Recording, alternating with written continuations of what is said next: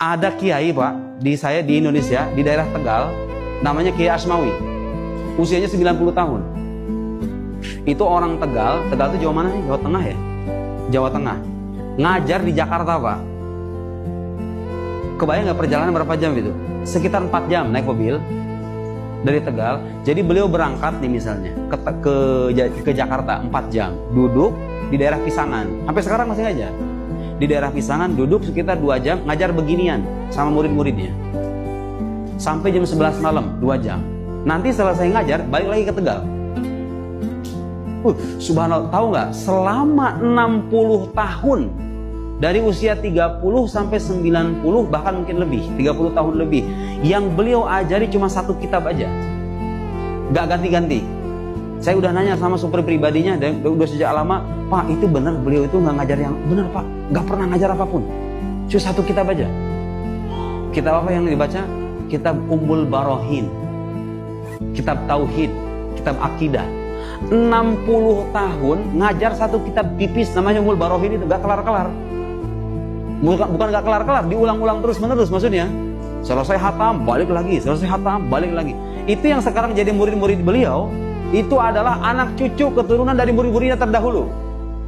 Subhanallah, seistiqomah itu ngajar ilmu tauhid 60 tahun dengan 1 kitab aja. Saya kan punya buku yang mensyarah Ummul Barohin itu, dan saya merasa malu semalu-malunya itu. Ya Allah, berarti kalau saya kadang-kadang masih merasa bosan itu Pak. Udah saya tulis, udah saya jelasin, ngapain dijelasin lagi? Kadang-kadang kalau kita punya perasaan begitu. Subhanallah, beliau 60 tahun lebih ngajarin kitab itu, Ummul Barohin, yang punya Imam Sanusi itu, punya Imam Sanusi. Ummul Barohin itu nggak tahu, ditanya sama orang muridnya, kenapa Pak Kiai ngajar ini itu nggak selesai kita ngaji itu? Jawaban beliau apa coba Pak? Kita ini lagi latihan ketemu sama malaikat. Jawabannya begitu Bu. Kita ini lagi latihan sebelum ketemu sama malaikat. Kan kalau udah ketemu sama malaikat, kita udah mati, pertanyaan pertamanya tentang tauhid. Man Rabbuk, siapa Tuhan kamu? Kamu belajar akidah Tuhan apa enggak? Kalau nggak belajar, khawatir nggak bisa jawab. Sampai 60 tahun lebih, sampai sekarang orangnya masih sehat. Dan saya meyakini itu sebagai wali Allah Subhanahu wa Ta'ala. Karena nggak banyak orang bisa begitu Pak. Serius, saya sampai tercengang gitu mendengar kisah dari murid-muridnya. Sampai ngajar rela beratus-ratus kilo gitu kan, habis itu pulang lagi hanya karena ingin mengajari kitab Tauhid Ummul Barohin itu. Subhanallah, Kiai Asmawi itu. Orang-orang kayak kita kadang-kadang usianya udah 60, 70 gak pernah belajar akidah. Coba itu lihat. Kadang-kadang cara beragama kita itu terbalik. Kita mengiranya beragama itu hanya sebatas sholat, Allahu Akbar, puasa waktu Ramadan, haji, umroh, selesai. Oh salah, itu bagian dari agama. Salah satu bagian dari agama itu. Tapi yang paling mendasar dalam agama kita itu akidah, yang menjadi asas dari amal soleh.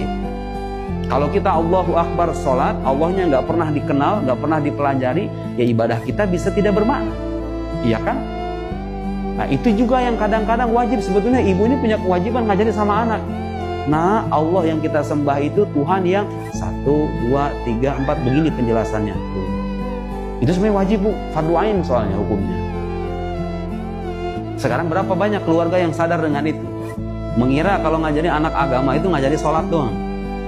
Dasar keyakinan menyangkut Tuhan yang disembah lewat sholat, bagaimana? Diajarkan apa enggak? Enggak. Terbalik berarti cara beragama kita. Yang makanya Nabi Muhammad Pak selama 10 tahun di Mekah ngajarin apa coba sama umatnya itu? Ngajarin akidah ya kan? Ibu kalau baca ayat-ayat Makki ya, ayat-ayat yang turun sebelum beliau hijrah ke Madinah, itu rata-rata bicara akidah semuanya. Rata-rata sebagian besar bicara akidah. Kenapa? Karena untuk membangun peradaban yang ideal itu harus diawali dengan keyakinan yang lurus, ya kan? Ibu bisa bayangkan orang yang hidup dengan akidah bahwa dunia ini adalah yang sesungguhnya, nggak ada alam akhirat, dengan orang yang hidup dengan akidah bahwa dunia ini hanya sementara, kita akan ketemu sama Tuhan kita. Itu beda hidupnya Pak, betul nggak? Beda hidupnya. Cara dia hidup itu beda. Cara dia memanai harta itu akan beda. Cara dia memajukan peradaban juga akan beda. Itu kan yang minim, mungkin kalau Bapak mungkin lebih tahu ketimbang saya bagaimana masyarakat Eropa itu mahir dalam mengatur, memanage dunia ini, ya kan? Tapi menyangkut keimanan mereka rapuh. Akhirnya apa yang kita saksikan? Tetap saja ada ekses, ada efek samping dari itu ya. Manakala moralitas rapuh, iman tidak ada, akhirnya ya kita saksikan mungkin perilaku-perilaku yang tidak bermoral atau pelanggaran-pelanggaran etik di peradaban yang pincang gitu loh pada akhirnya. Kalau hanya satu aspek saja, ibadah saja, amal soleh saja, etos kerja saja, tanpa pahatan iman yang mantap. Karena itu akidah itu penting.